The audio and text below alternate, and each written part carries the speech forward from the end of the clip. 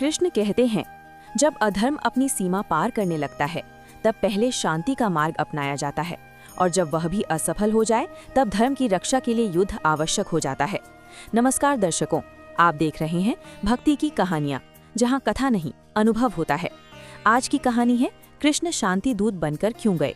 एक ऐसी रहस्यमयी कथा जिसमें छिपा है धर्म, नीति और समय का गहरा रहस्य।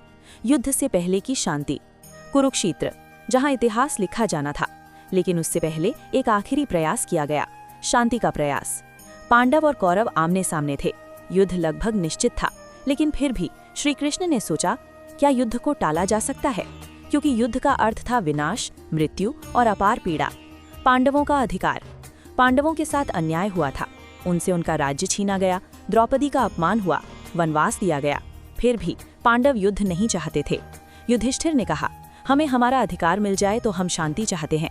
ये धर्म का मार्ग था। कृष्ण का निर्णय।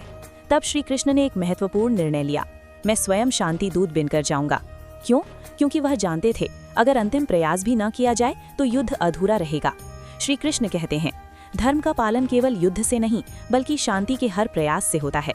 हस्तिनापुर की ओर यात्रा। श्री कृष्ण हस्तिनापुर पहुंचे।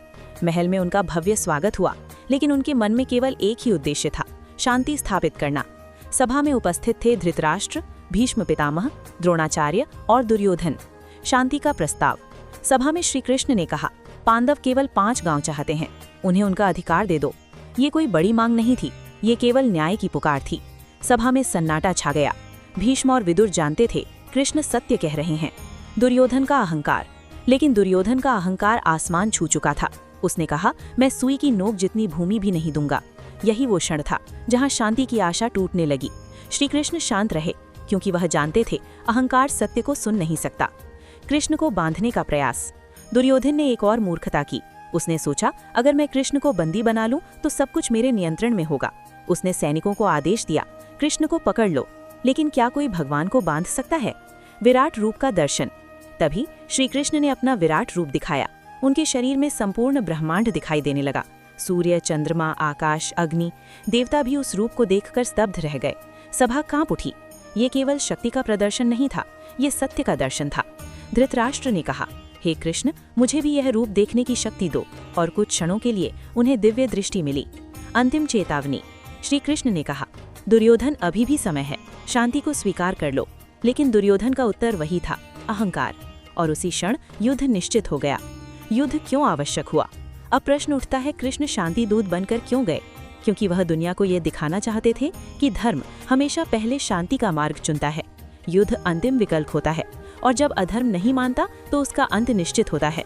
श्री कृष्ण कहते हैं, मैंने शांति का हर संभव प्रयास किया, ताकि जब युद्ध हो तो वह धर्म के लिए हो, न कि अहंकार के लिए।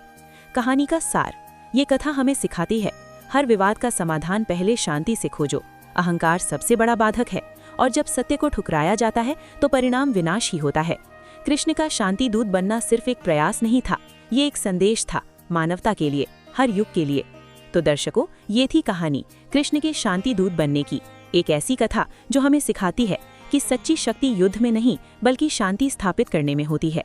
तो अगर आपको ये कहानी पसंद आई हो तो लाइक करें, शेयर करें, सब्सक्राइब करें और कमेंट में जरूर लिखें, जय श्री कृष्ण। हम फिर मिलेंगे एक नई रहस्यमयी और प्रेरणादायक कहानी के साथ। तब तक के लिए भक्ति में शक्ति है और विश्वास में ही सच्चा मार्ग है। बने रहें भक्ति की कहानियां परिवार के साथ। धन्यवाद। राधे राधे। अगर आपको हमारी स्टोरी वीडियो अच्छी लगी हो तो हमारे वीडियो को लाइक करें, चैनल को सब्सक्राइब करें और अपने फ्रेंड्स के साथ भी शेयर कीजिए। और कमेंट में बताइए कि कैसी लगी आपको ये स्टोरी। धन्यवाद।